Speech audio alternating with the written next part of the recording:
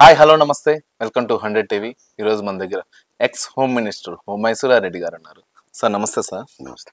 So sir morning నుంచి IT రైడ్లు అనేవి జరుగుతున్నాయి ప్రొడ్యూసర్ల మీద. సో ఇది అంటే దిల్ రాజు మీద కానీ మైత్రి మేకర్స్ మీద కానీ ఐటీ రైడ్లు అయితే జరుగుతున్నాయి. సో ఇది ఎంతవరకు అంటే కొన్ని సినిమాలు హిట్ అవుతున్నాయి, అదేవిధంగా ఫ్లాప్ అవుతున్నాయి. ఇది ఎంతవరకు కరెక్ట్ అంటారు అసలుకి? అంటే ఐటీ రైట్స్ కు సినిమా రంగం అది వేరు. ఐటీ రైట్స్ అనేది ఇన్కమ్ ట్యాక్స్ సరిగా పే చేయకుంటేనో ఏదన్నా వారికి చూపించిన రిటర్న్స్ లో తప్పులుంటేనో వాళ్ళు రైట్స్ చేస్తుంటారు.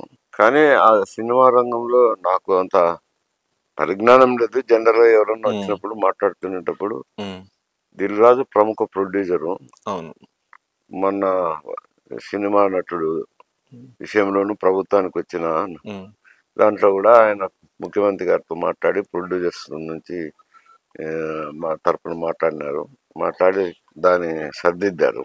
అలాగే ఈ ఇటీవల ఆయన ఏదో 2 సినిమాలు వచ్చినాయన్నారు. ఒకటి గేమ్ చేంజరు, సంక్రాంతి సంబరాలు. గేమ్ చేంజర్ లో బాగా నష్టపోయినారని అంటుండ్రి. సంక్రాంతి సంబరాల్లో కొంచెం ఏదో లాభాలు వచ్చినాయి, అయినా కానీ 2 సినిమాలు కలిపితే పూర్తిగా నష్టం మీదనే ఉండారు అని నేను అంటుండ్రి.